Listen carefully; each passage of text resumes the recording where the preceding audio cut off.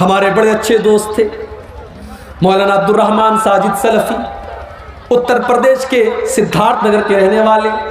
ممبئی میں مسجد کے امام ہیں، تقریر کرنے کے لیے پونا جاتے ہیں، رات میں تقریر کر کے واپس لوٹ رہے ہیں، ٹیکسی کے اوپر سوار ہیں، ایکسیڈنٹ ہو جاتا ہے، انتقال ہو جاتا ہے، خوبصورت چہرہ لہو لہان ہو جاتا ہے، جو دیکھتا ہے اس کی آنکھوں میں آنسو آ جاتے ہیں۔ لیکن میرے پیارے بھائیوں، موت کو کوئی ترس نہیں آتا، موت کو کوئی رحم نہیں آتا، موت کا فرشتہ اس سے کوئی مطلب نہیں کہ آپ کا 1.5 سال کا بچہ آپ کا انتظار کر رہا ہے، ابھی آپ کی نئی نئی شادی ہوئی ہے، ابھی آپ کی جوان بیوہ آپ کا انتظار کر رہی ہوگی، آپ کے ماں باپ آپ کا انتظار کر رہے ہیں، ابھی تو آپ نے مکان بھی نہیں بنایا، ابھی تو آپ نے زندگی میں بہت سارے سپنے پورے نہیں کیے، موت آئے گی اور آپ کے سارے سپنوں کو چکناچور کر دے گی۔ الہاکم التکاثر حتی زرتم المقابر، میرے بندو تم کتنا بھاگو گے، کتنا بھاگو گے، تم اللہ سے بھاگ کر کے کہاں جاؤ گے؟ حتی زرتم المقابر، ایک دن تو تم کو قبرستان آنا ہے۔ ہم تو اتنے بے رحم ہو گئے، ہم تو قبرستان میں بھی بیٹھ کر کے موبائل پر گرل فرینڈ سے باتیں کر رہے ہیں، ہم تو اتنے بے رحم ہو گئے کہ قبرستان پر بیٹھ کر کے غیبت اور چغلی ہو رہی ہے، اور قبرستان پہ بیٹھ کر کے جوا کھیلا جا رہا ہے، اور قبرستان میں بیٹھ کر کے شراب پی جا رہی ہے۔ ہمیں تو قبرستان میں بھی موت یاد نہیں آتی۔ او لوگو، میرے نبی کو تو قبر کو دیکھ کر کے موت یاد آ جاتی تھی۔ ابن ماجہ کی روایت ہے، ایک انصاری صحابی کا جنازہ ہے، جنازے کو قبر میں اتارا جا رہا ہے، اللہ کے پیارے نبی اپنے صحابہ کے ساتھ قبر کے پاس بیٹھے ہوئے ہیں، اور آپ کی آنکھوں سے آنسو بہنے لگتے ہیں، اور اتنا روتے حتی بل الثری، وہاں کی زمین آپ کے آنسوؤں سے بھیگ جاتی ہے۔ اس کے بعد آپ قبر کی طرف اشارہ کر کے کہتے ہیں لمثل ھذا فاعدوا یا اخوانی، اے میرے صحابہ اس قبر کی تیاری کرو، یہاں تم کو آنا ہے۔ او لوگو، ہم تو اتنے کٹھور دل ہو گئے، ہم کو تو قبر دیکھ کر کے بھی موت یاد نہیں آتی۔ حتی زرتم المقابر، قبرستان تو تم کو جانا ہے۔ انسان بہت ترقی کر گیا، بڑے بڑے ہاسپٹل کھل گئے، کٹیہار میں، کشن گنج میں، دلی میں، ممبئی میں، مگر آج بھی ڈاکٹر کے پاس موت کا کوئی علاج نہیں ہے۔ ایک ٹائم ایسا آتا ہے ڈاکٹر کہتا ہے صاحب مریض کو لے جاؤ، اب اس کو دوا کی نہیں، اس کو دعا کی ضرورت ہے۔ ایک ایسا ٹائم آتا ہے ڈاکٹر بھی اپنے،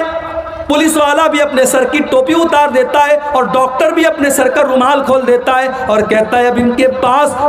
میرے پاس ان کا کوئی علاج نہیں، ان کی موت کا ٹائم آ چکا ہے۔ اسی لیے اللہ قرآن میں سورہ واقعہ کے اندر فرماتا ہے کلا اذا بلغت الحلقوم وانتم حینئذ تنظرون، میرے بندو جب موت کا ٹائم آتا ہے، جب روح کے نکلنے کا ٹائم آتا ہے، فلولا اذا بلغت الحلقوم وانتم حینئذ تنظرون، تم اپنی آنکھوں سے دیکھ رہے ہو کہ ایک انسان دنیا سے جا رہا ہے، اس کی موت کا ٹائم قریب ہے۔ وَنَحْنُ أَقْرَبُ إِلَيْهِ مِنْكُمْ وَلَكِنْ لَا تُبْصِرُونَ، بیوی یہ سمجھتی ہے کہ شوہر کے سب سے قریب میں بیٹھی ہوں، بیٹا یہ سمجھتا ہے کہ باپ کے سب سے قریب میں بیٹھا ہوں۔ اللہ کہتا ہے کہ تم سے زیادہ قریب تو ہم ہیں، اس مرنے والے سے تم سے زیادہ قریب تو ہم ہیں، لیکن تم کو نظر نہیں آتا، ہم تو اس مرنے والے کے تم سے بھی زیادہ قریب ہیں۔ فلولا ان کنتم غیر مدینین ترجعونها ان کنتم صادقین، اگر تمہیں یہ لگتا ہے کہ تمہارے اوپر اللہ کا پاور نہیں ہے، اللہ کی طاقت نہیں ہے، تو ذرا مرنے والے کی روح کو واپس ڈال کر کے دکھا دو، ذرا موت سے اس کو بچا کر کے دکھا دو۔ تم نہیں دکھا سکتے، موت سے بچ نہیں سکتے تھے، اور اسی لیے اللہ نے اپنے نبیوں کو بھی موت کے گھاٹ اتارا، نبیوں کو بھی موت آئی۔ سلیمان علیہ السلام اتنے بڑے نبی ہیں، جنات ان کے کنٹرول میں ہیں، اور جنات ان کے حکم سے بیت المقدس کی تعمیر کر رہے ہیں۔ حضرت سلیمان ان کو ڈائریکشن دے رہے ہیں، اور جنات بیت المقدس کی تعمیر کر رہے ہیں۔ سلیمان علیہ السلام لاٹھی کے سہارے کھڑے ہیں اور ان کو ڈائریکشن دے رہے ہیں، اور اسی حال میں سلیمان علیہ السلام کو موت آ گئی۔ لاٹھی پر ٹیک لگا کر کے کھڑے تھے، موت آ گئی، انتقال ہو گیا سلیمان علیہ السلام کا۔ آنکھیں کھلی ہیں، جنات یہ سمجھ رہے ہیں کہ سلیمان علیہ السلام دیکھ رہے ہیں، وہ فٹافٹ اپنا کام کر رہے ہیں۔ قرآن کریم میں اللہ نے فرمایا فَلَمَّا قَضَيْنَا عَلَيْهِ الْمَوْتَ مَا دَلَّهُمْ عَلَى مَوْتِهِ إِلَّا دَابَّةُ الْأَرْضِ تَأْكُلُ مِنْ سَأْتَهِ۔ جب سلیمان کی موت کا فیصلہ ہم نے کر دیا تو جنات کو ان کی موت کے بارے میں پتہ بھی نہیں چلا، وہ تو ان کی لاٹھی کو جب گھن کے کیڑے نے کھا لیا اور لاٹھی کٹ کر کے گر گئی اور سلیمان علیہ السلام کی ڈیڈ باڈی زمین پر آ گئی، تب جنات کو پتا چلا کہ ان کو غیب کے بارے میں پتا نہیں، ان کو پتا نہیں کہ سلیمان کو موت کب آئی۔ سلیمان علیہ السلام کو بھی موت پائی، اور نبیوں کے سردار اور ہماری اور آپ کے پیارے نبی اور آخری نبی جناب محمد رسول اللہ صلی اللہ علیہ وسلم کو بھی موت آئی۔ ربیع الاول کی 12 تاریخ تھی، سوموار کا دن تھا، اللہ کے نبی کئی دن سے بیمار چل رہے تھے، فجر کی نماز کا ٹائم ہے،